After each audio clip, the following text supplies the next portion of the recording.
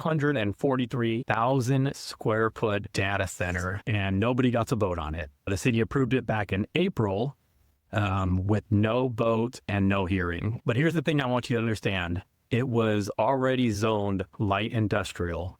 So once it's zoned, anything can go in there, a data center, a warehouse. So the city didn't actually do anything wrong. Once it's zoned, they don't really get to choose what type of business goes in there. And that is why when you are looking for properties, you see an empty field behind you, you need to check what it is zoned for. Because at the moment, there's nothing there, but it is zoned for something that just hasn't happened yet. It's that serious. Your neighborhood decides your home value. And today, I want to show you how to pick a winner. Let me explain what I mean. Picture two families. They both buy in the same year, similar houses, similar prices. Fast forward 10 years, and one of those homes has nearly doubled in value. The other, on the other hand, has barely moved.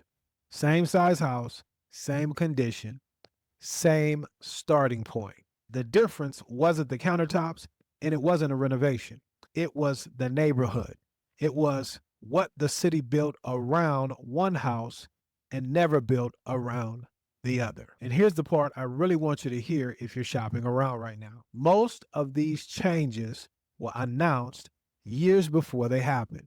The information was sitting online the whole time for free, and almost nobody takes the time to read it. So today, I'm going to show you where the information lives and what to look for. Because when you're deciding between two houses, this is how you pick the one that's going to grow over time. Leg up. See, what you must understand is that the city already has a plan for your street. Every city and county has people whose whole job is deciding what gets built and where the new roads go, where the new parks go, where the apartments are allowed to go up, and where things stay quiet. That's what urban planning is. And these folks aren't planning for next year. They're planning 10, 20, even 30 years out. Why should that matter to you? Because your home's value doesn't really live inside of your four walls. It lives in everything around them. A new park, a good school,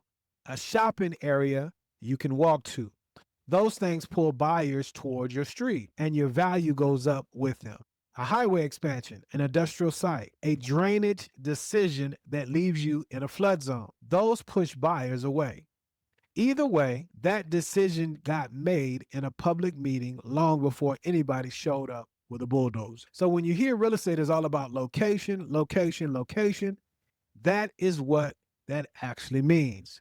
Not the location today, the location the city is building towards. There are two kinds of changes that do most of the work here. One, you want to catch early, and one, you want to see coming. The first one is a neighborhood turning around. This is when an older, overlooked part of town starts getting money put back into it. The city fixes up the streets. A few businesses take a chance. A coffee shop opens up, and families start moving in. Prices follow right behind. If you buy in before that happens, you get to ride that whole thing up with the neighborhood.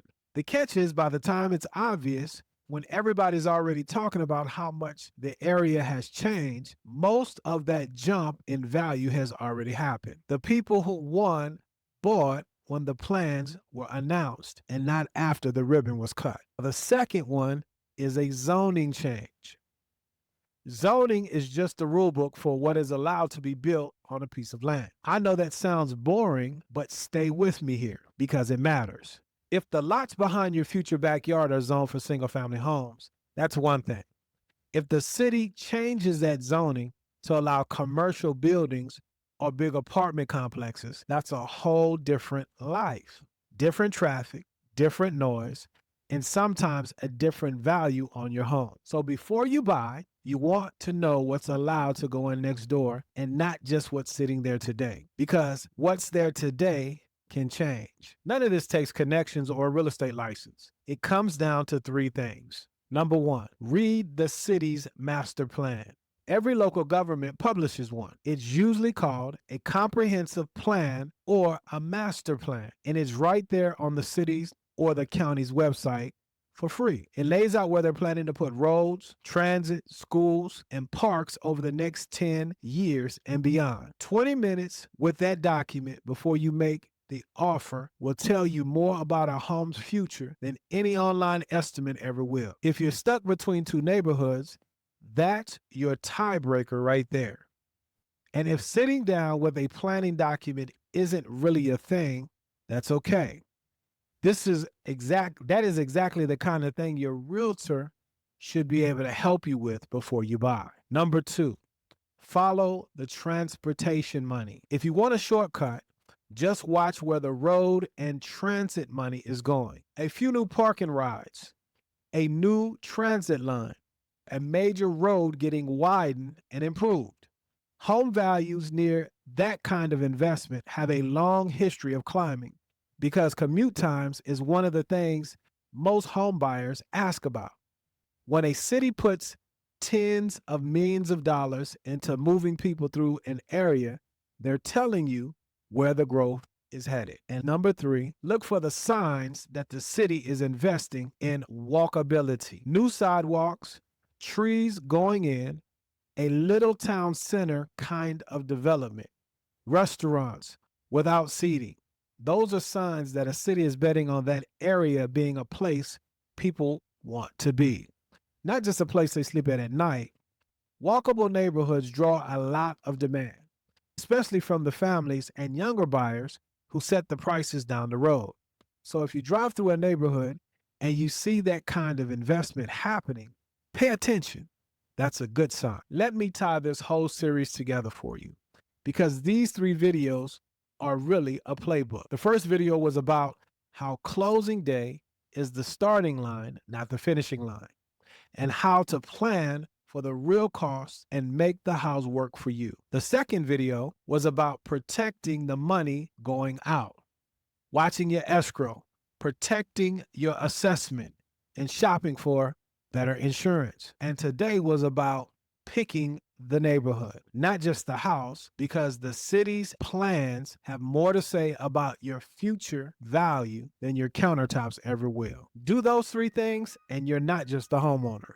You're building real wealth on purpose. If this series helped you out, go ahead and like the video, subscribe, and leave me a comment telling me what you want me to break down next. I read every one of them. If you missed the start of this series, your home costs more than your payment. The first video is right here on your screen. Start here. And if you're getting ready to buy and you like someone in your corner to help you think all this through, the payment, the escrow, the neighborhood, my link is down in the description. It's 15 minutes and there's no pressure at all. Let's talk. I'll see you in the next video. Indeed.